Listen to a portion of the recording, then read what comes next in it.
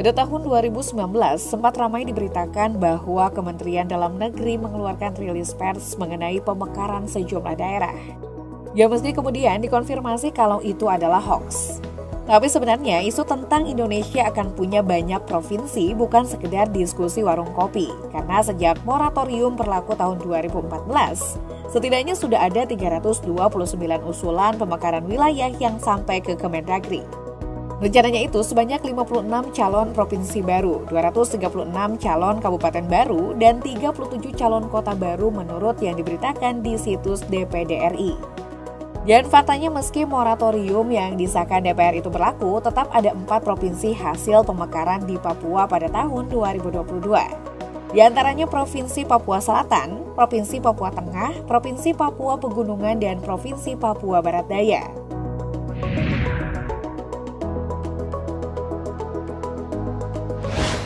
Sebenarnya bukan cuma di Papua, di Sumatera beberapa sudah diusulkan dan digodok untuk dimekarkan.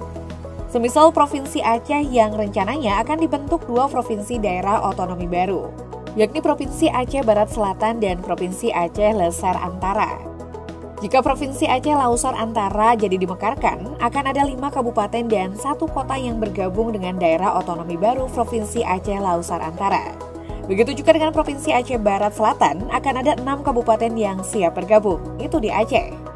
Di Sumatera Utara juga sudah diusulkan daerah otonomi baru. Jika misalkan jadi, Sumatera Utara akan mekar menjadi Provinsi Tapanuli, Provinsi Sumatera Tenggara, Provinsi Sumatera Timur, dan Kabupaten Nias.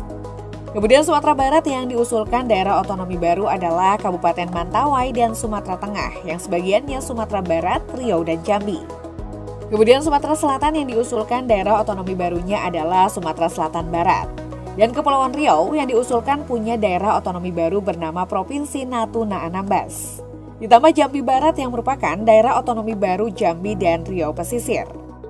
Di Kalimantan juga digodok pembentukan daerah otonomi baru Provinsi Barito Raya dan Kota Waringin Raya yang merupakan pemekaran dari Kalimantan Tengah. Kemudian ada Kutai Raya yang merupakan daerah otonomi baru Provinsi Kalimantan Timur dan Kalimantan Tenggara. Kemudian daerah otonomi baru Kalimantan Barat meliputi Kapuas Raya, Ketapang, dan Sambas. Di Sulawesi juga beberapa daerah otonomi baru juga digodok. Di Sulawesi Utara ada daerah otonomi baru Bolaang, Mongondo Raya, dan Nusa Utara.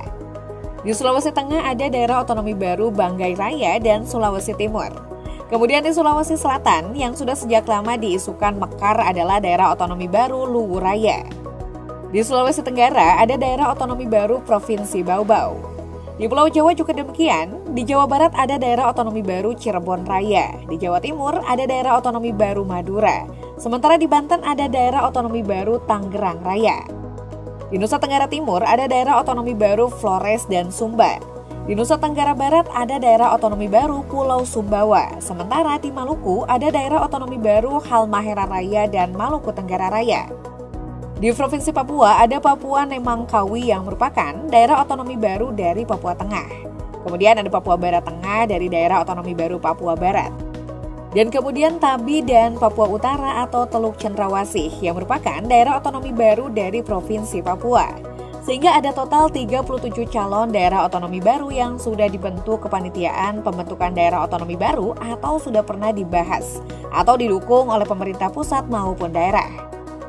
Jika semua disahkan ditambah dengan 38 provinsi yang sekarang, Indonesia bisa punya 75 provinsi.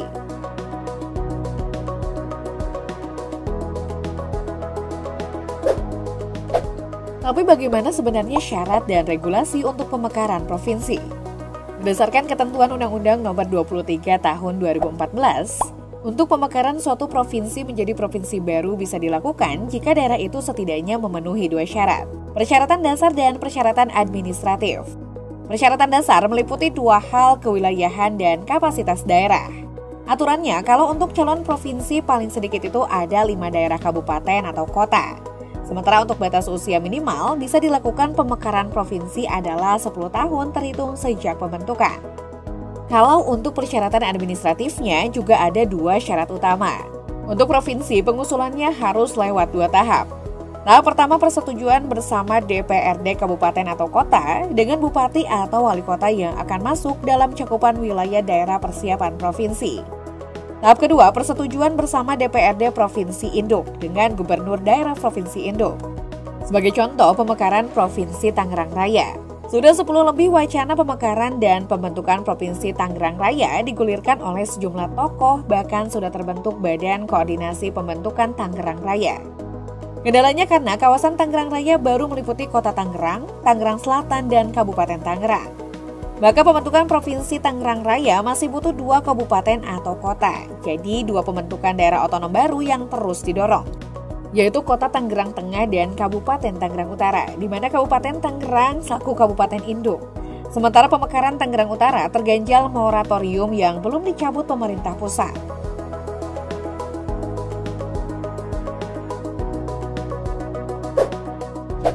Sekarang pertanyaannya begini, kenapa harus ada pemekaran provinsi?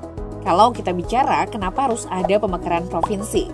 Alasannya adalah untuk meningkatkan kesejahteraan rakyat melalui peningkatan pelayanan, percepatan demokrasi, percepatan perekonomian daerah, percepatan pengelolaan potensi daerah, peningkatan keamanan dan ketertiban, serta peningkatan hubungan serasi antara pusat dan daerah.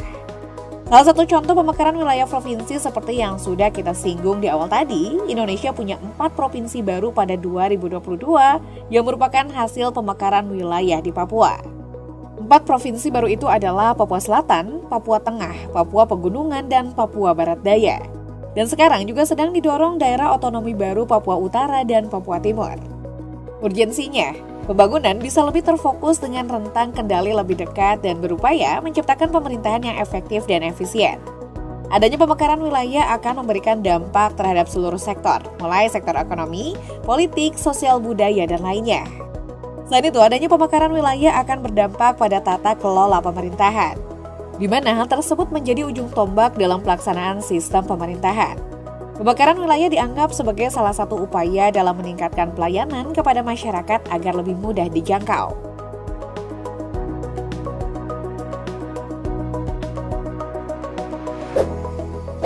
Meski pemekaran memberikan banyak manfaat yang bisa menyentuh langsung kepada masyarakat lokal, pemekaran wilayah juga secara otomatis berdampak secara langsung terhadap anggaran pendapatan dan belanja negara dan anggaran pendapatan dan belanja daerah. Bagi pemerintah pusat, pemekaran daerah tentunya menambah beban APBN karena harus menyediakan dana untuk membangun gedung kantor, gaji pegawai, dan biaya operasional instansi di setiap daerah. Dan negara punya beban baru dalam hal pembiayaan.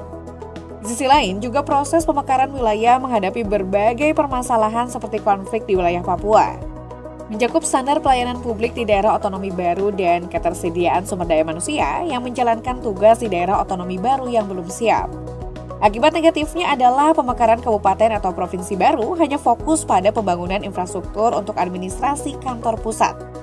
Lalu kemudian mengabaikan kemiskinan dan kesejahteraan sebagai permasalahan utama masyarakat. Tantangan membangun satu wilayah baru adalah mempersiapkan daerah otonom agar bisa mandiri ke depannya dan tidak ketergantungan dengan pemerintah pusat. Standar gagalnya satu daerah otonom baru membangun kemandirian artinya secara keuangan dan pembangunan. Mereka tidak berhasil mandiri.